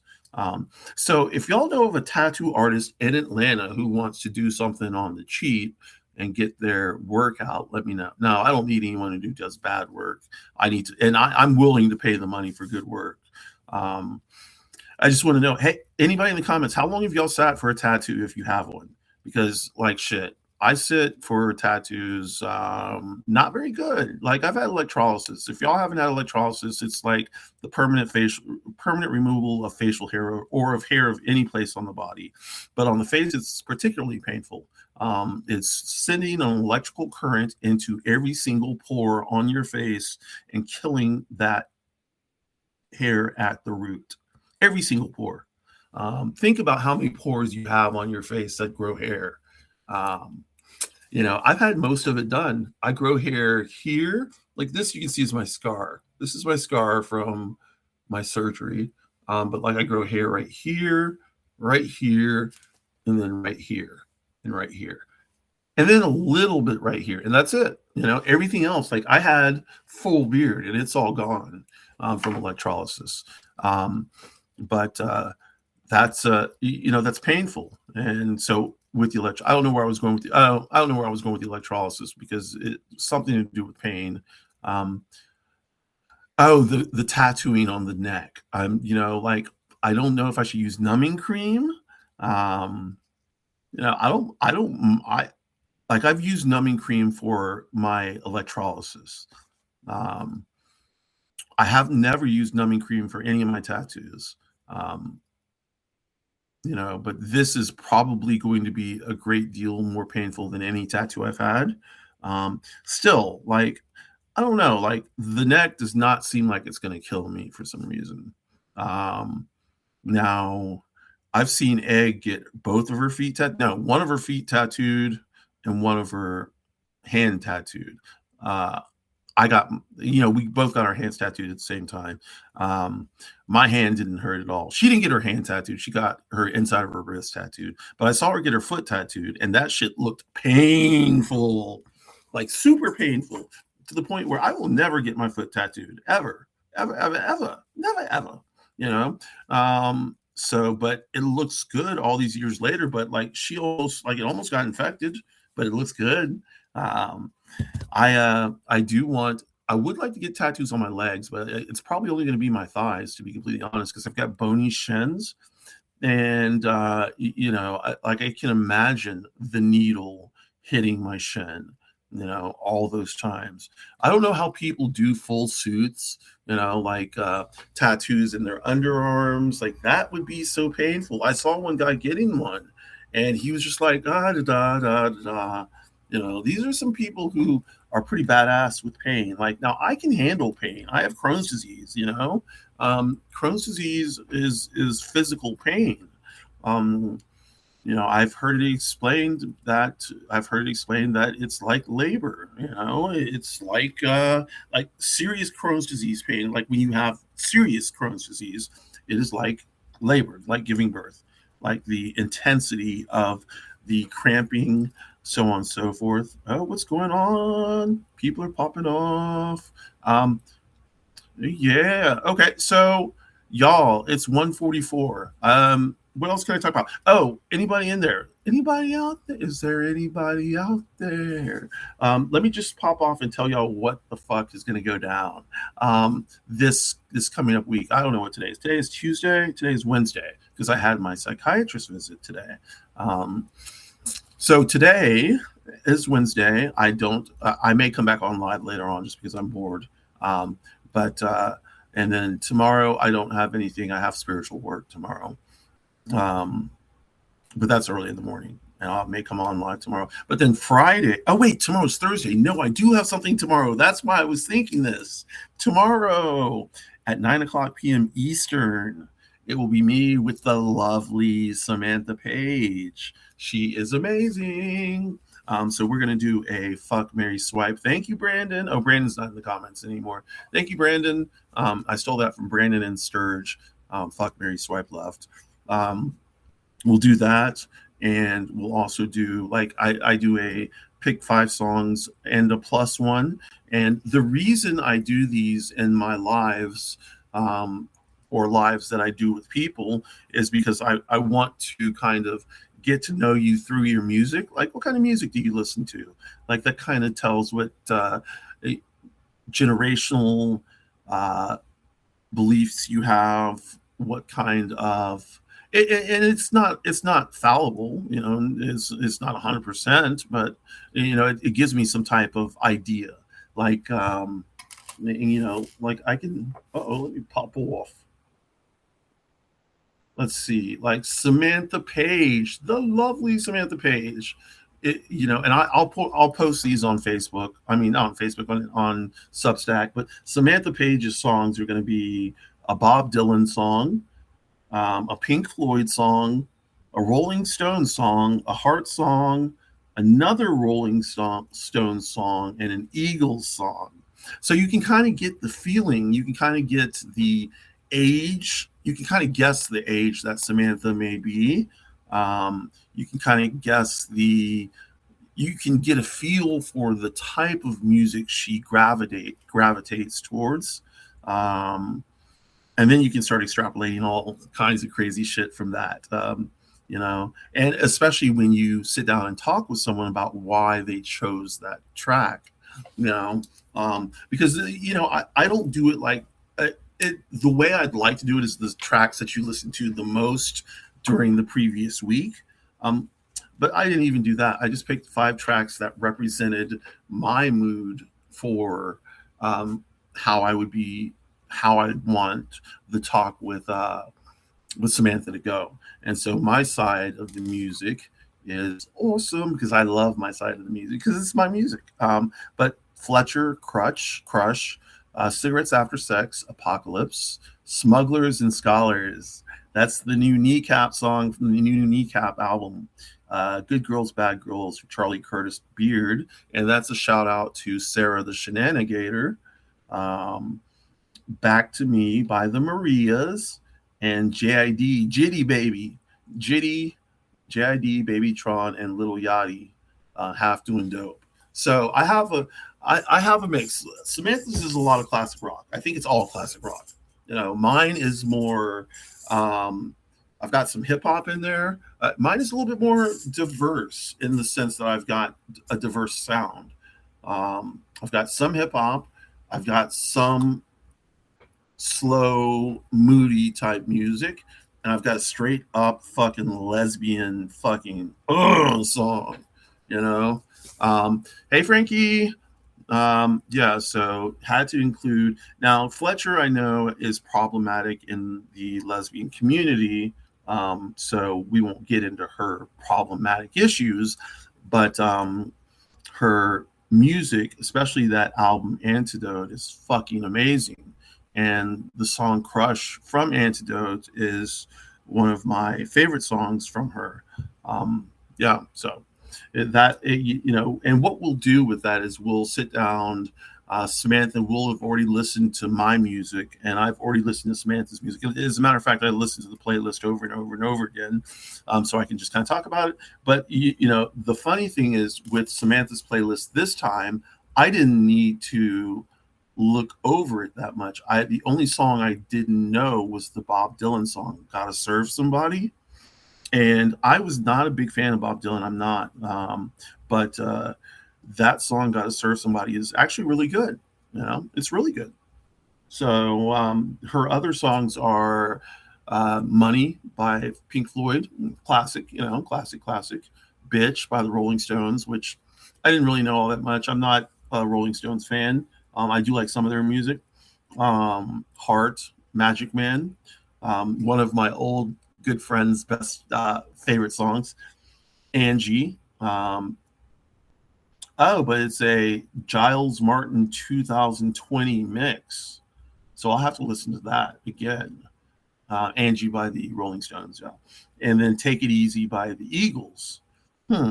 So classic rock. She is a little bit older than me, so it does fit that demographic. I think I don't know. She's some years older than me, like some, not by a lot. But yeah, so me and the lovely Samantha Page will be live tomorrow, 9 p.m. Eastern, 6 p.m. Pacific. Woo! 9 p.m. Eastern, that's like my writing time. But that's when my brain starts firing. So really firing. And then let's see.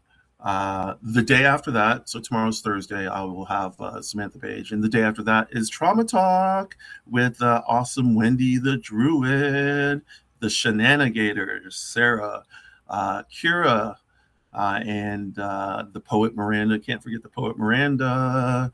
And of course, Brandon Elrich is so gay. We'll chop it up at 1 or 2 o'clock p.m. Eastern Standard Time, whichever Wendy is feeling comfortable with. And then let's see, Saturday. Oh, yeah, Saturday. So let me. I wish I could find that really quickly. I'm not going to be able to find it, so I'm not going to be able to put it into the chat. But give me just a minute. Let me see if I can find it really quickly to know. Is there something that I can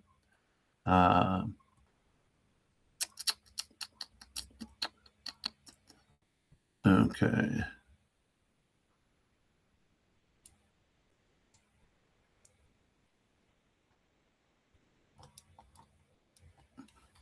Hold on, y'all. I'm still there. I'm just pulling something. Okay, here we go. So let me bust this in here. This person, Elizabeth Silic LaRue, and her husband are having a hard time. We are working on a mutual aid campaign to cover her husband's medication.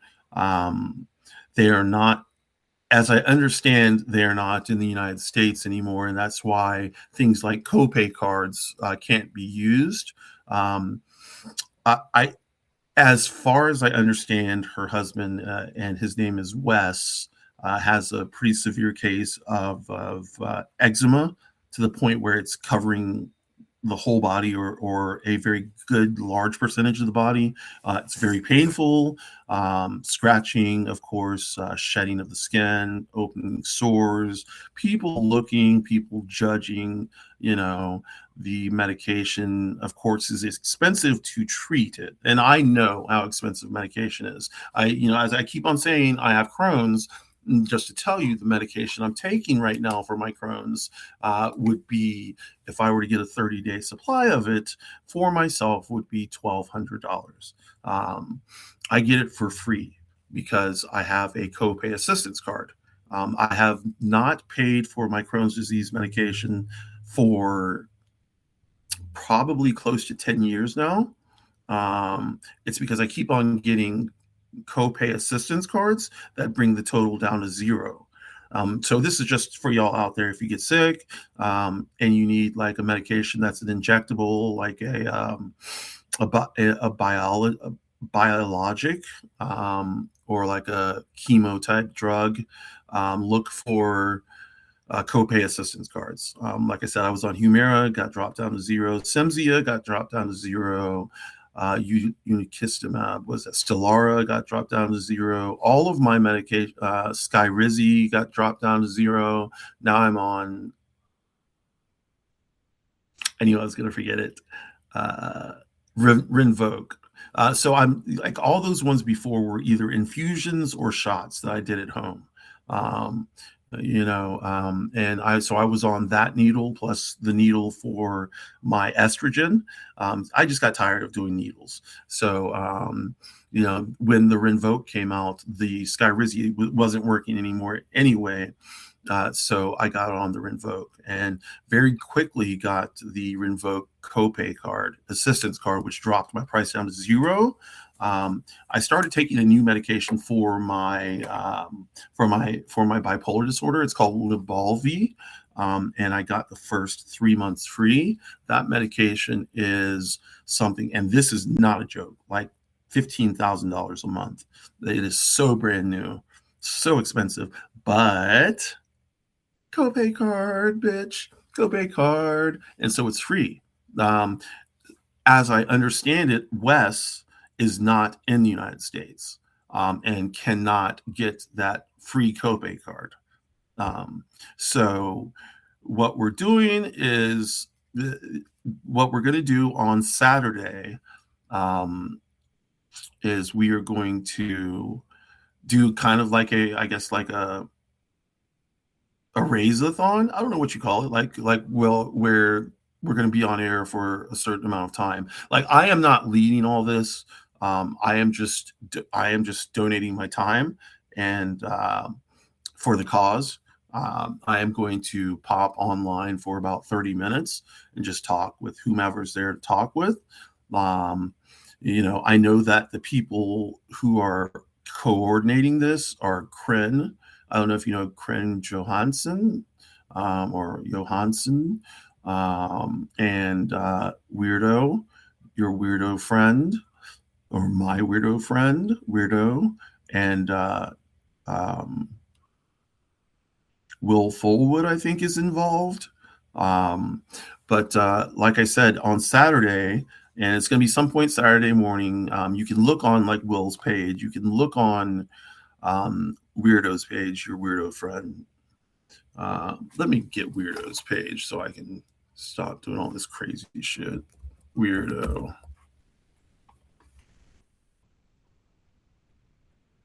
There's Weirdo.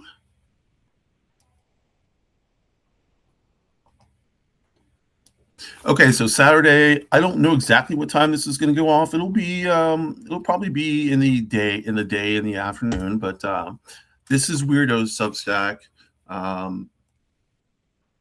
What's Contraband Camp? Is it Contraband Camp? Will Fullwood. Will Fullwood. I love his name, by the way. I can't get enough of saying it, because, of course, my mind always goes to the dirty porn spot. And Will Fullwood, Fullwood. Contraband Wagon is Will Fullwood. And he's a power player. Will Fullwood is amazing, an amazing man, a very smart man. Both of these people, your weirdo friend, my weirdo friend, they are extremely smart, extremely well read, extremely well spoken. And I'm not saying this to be like, I'm saying this as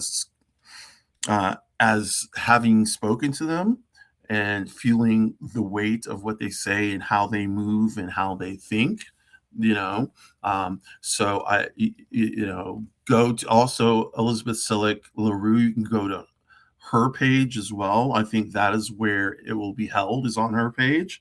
I'm not sure how it's going to be held. All I know is that if you start popping on one of these three Substacks, so let me also put mine in. I mean, my Substack. Oh yeah, I'll put my Substack in here. OnyxRose9.substack.com. I don't know if it'll show up on my page, but that's my Substack. And then I'll put my real home. Substack is my home away from home. This is my home, which I haven't written on since the end of National Poetry Month because I've had kind of a brain fart. And I've found out that I can talk it out rather than walk it out, meaning I can't write it out right now. I'm not able to write myself out of my brain lock, but I can talk, while not making too much sense. Like this wouldn't make a lot of sense if I was trying to write it down and I would have to try and correct and all that good stuff. And talking, I can just say what I want to say and then, get it out that way. But yeah, I want y'all to just be on the lookout for that. Will Fullwood is a good guy. Really good guy, like BA, MSED, JD, longtime educator, assessment, and ed tech specialist, anti-racist activist, lawyer, poker player, musician, friend of humanity, empath, and a polymath. So once he said the word empath, once I saw the word empath, I was like, okay, and we vibed yesterday, y'all. It was a vibe. It was a fucking vibe. Wait, it wasn't even yesterday, yo. What was yesterday? It was 2 days ago. It was 2 days ago. Yeah, it was Monday, and it was a vibe. It was definitely a vibe. I would love to catch him one more time. The thing with, and I'm not an interviewer. I'm just a person who likes to talk. So the thing about talking with Will, though, is I got a little intimidated because I didn't want to talk. I wanted to talk more about things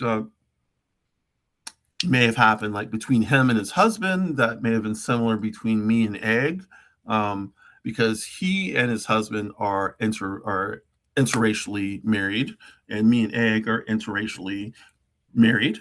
And I wanted to see if he had any of the same issues we had. Now, of course, things are different because he and his husband have been together a lesser amount of time than me and Egg. And me and Egg got together almost 25 years ago. And back then, we got people spitting on us. Yeah, spitting? Yeah, spitting. Spit. We got people yelling really bad things at us. All the good things you like to hear, huh? Yeah, let's make America great again, huh? That's what it was back then. Let's make America great again. It just wasn't. It wasn't as. It was in our face, but it wasn't in everybody else's face. They'd move us to the farthest corner of the restaurant. They'd sit us near the bathroom and then not come and check on us. We'd get dirty stares. People would call Egg a traitor to her race. They would call me a traitor to my race. They would call Egg white trash. The cool thing is her family never had a problem with it. So pretty much every person I had dated before then, their family had a problem with me dating their child, because I was seen as a wild one. Indeed, I was a little wild. I was. I don't know. I was wild, but so I forgot where I was going with that. That happens. I'm not taking my Adderall because, and so that's, my spaciness will happen. But yeah. Oh, okay. So let me finish up here. So Saturday will be the mutual aid-a-thon during the day, and then at 4:20 Eastern, 4:20 smoke, because that's what time we do the shit. Well, we smoke anytime, any day, but 4:20 will definitely take a hit. I will. Egg does not smoke or do any kind of drugs, but actually she does. I'm sorry, she drinks. She just doesn't drink a lot. She'll have like one drink every other month. Um, but yeah, I'm gonna do some drugs. Like I'm gonna smoke some weed in just a minute. And yeah, but back to the plot. Yeah, we're gonna smoke weed. I'm gonna smoke weed, and then we're gonna go on at 4:20. The problem is we don't really know what to talk about, and we want to keep it. I don't know if we want it to be something super serious or if we want it to be something kind of lighthearted. Not really sure. Okay, y'all. I am going to get off right now. I appreciate the 13 of you hanging, or the 12 of you, because it's including me. So 13 is a good number anyway. Thank y'all for coming in. Let me end this puppy. No trash, no transphobia, no racism, no ableism, no sexism, no homophobia. That's trash right there. Okay. And then we'll add in no xenophobia, no Islamophobia, land back, reparations, no borders, fuck ICE, and fuck Trump. Alrighty, y'all. Be good. Thanks for coming in.